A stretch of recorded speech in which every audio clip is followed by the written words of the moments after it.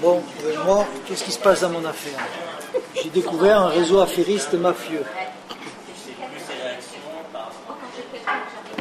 Quand j'ai commencé à dénoncer ce qui se passait, j'ai eu droit à toutes les rétorsions.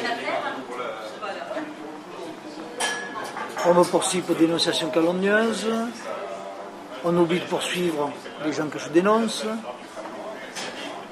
je me constitue partie civile en audience contre un ex-commissaire de police, Sikoski, condamné pour faux en écriture privée et corruption. Je me constitue partie civile. Ce policier a détourné 20 000 fichiers personnels, encaissé 600 000 €, la condamnation dérisoire, 3% du butin encaissé. C'est le genre de choses qui est à peine admissible. Moi derrière, qu'est-ce qui se passe? Je me présente à l'audience, je sors du tribunal, j'étais avec 5 personnes, Sikoski se précipite sur moi, je me fais tabasser. J'attends pour déposer. Au lieu que ce soit Sikoski qui est poursuivi, il trouve des avocats pour faire des faux témoignages, les policiers qui falsifient les procédures. Pourquoi? Parce que j'ai dénoncé un huissier corrompu, parce que j'ai dénoncé des juges corrompus qui étaient intervenus dans une affaire d'un associé de Sikoski pour une histoire de vol de courrier. Et j'ai dénoncé Sikoski et ses associés.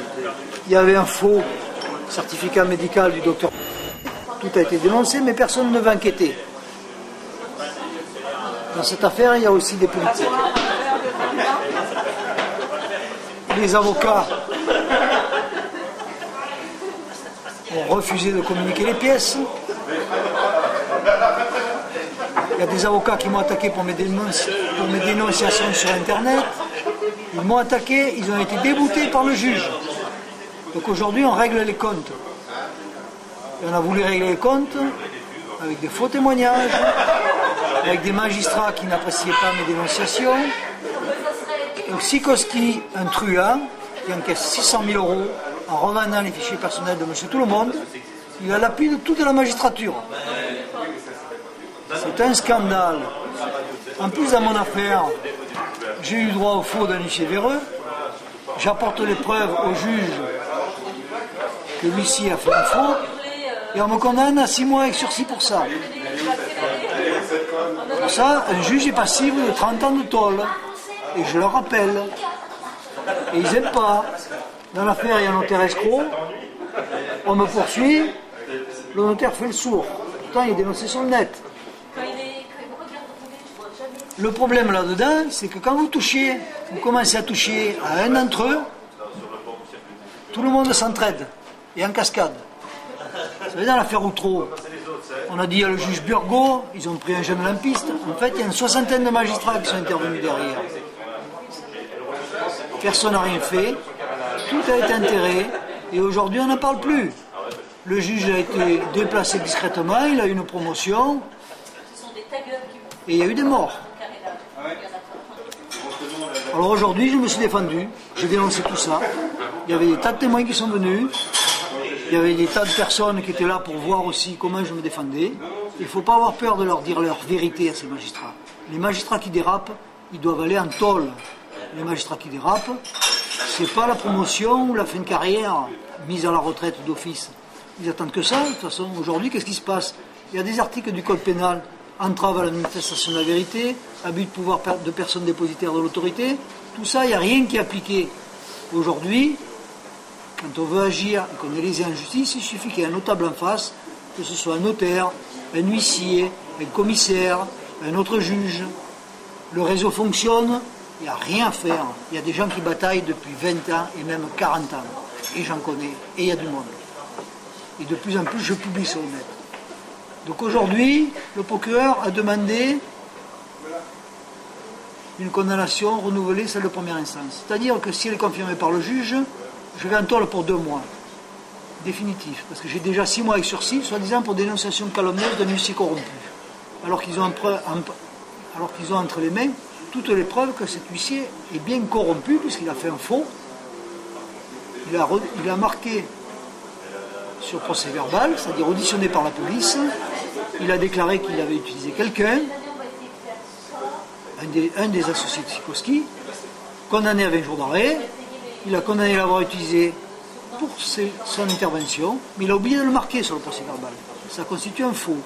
Les juges avaient les preuves de ce que je dénonçais. Malgré ça, ils m'ont collé 6 mois avec sursis. Ils se sont dit, il faut le faire taire. Ils se trompent. Je les ai prévenus aujourd'hui. Je dis, même si je prends 2 mois, monsieur, quand je serai dehors, c'est vous qui allez être sur mon site. Et vous risquez 30 ans de tôle. Vous le savez. Quand vous êtes magistrat et que vous avez toutes les preuves entre les mains de ce que je dénonce, c'est à vous de faire la part du vrai et du faux. Et je leur ai dit, n'oubliez pas, vous jugez au nom du peuple et au nom des confrères, et pas au nom des confrères corrompus. Vous jugez au nom du peuple. Et j'ai bien insisté. On va voir ce qu'ils vont décider.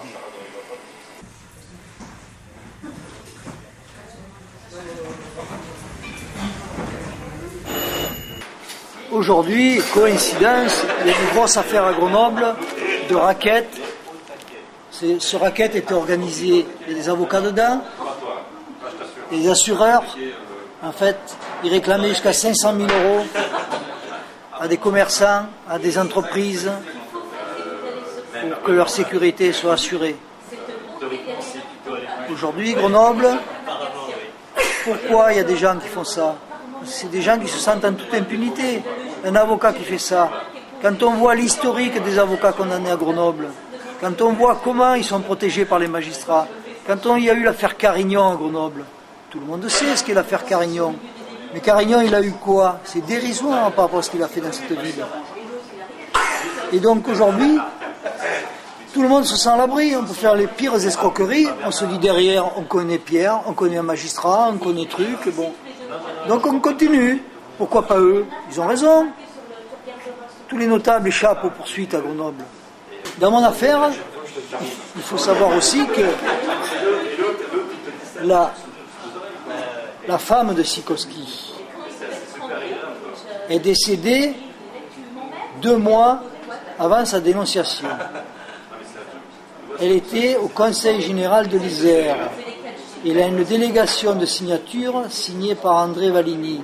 Elle était à la direction juridique des marchés et du patrimoine. Sikorsky avait des sociétés de services aux collectivités locales. C'est-à-dire qu'il était très bien informé de tout ce qui pouvait se passer au Conseil général de l'Isère.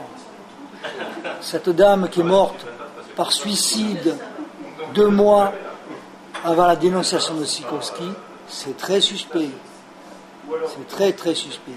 Sikorsky a été arrêté. En première instance, il a pris 2 ans ferme. En appel, quand il n'y avait plus de presse, il a pris 4 mois ferme, mais il les avait déjà fait en préventive, et pas grâce à Grenoble, grâce à l'intervention de l'IGPN de Lyon. L'amende qu'il a eue, 3% du butin encaissé. 600 000 € encaissés, on l'a laissé organiser son insolvabilité. Pendant qu'il était en tôle, il écrivait à un huissier langlois d'organiser son insolvabilité. Le dossier était dans le juge, la pièce était dans le dossier du juge d'instruction. La juge d'instruction ne fait rien. Elle arrête l'enquête. Il faut savoir aussi que dans cette affaire, celui qui a payé Sikorsky 600 000 €, c'est la société ATER, à Montbazon. Une société d'enquête, recouvrement. Cette société est passible de lourdes sanctions pénales. Elle a 20 000 fichiers volés au minimum, parce que c'est la période de 17 mois. 20 000 fichiers volés personnels des gens, des fichiers confidentiels. Ça constitue du recel. Le recel est imprescriptible. C'est-à-dire que même aujourd'hui, n'importe quel magistrat peut poursuivre la société ATER pour recel.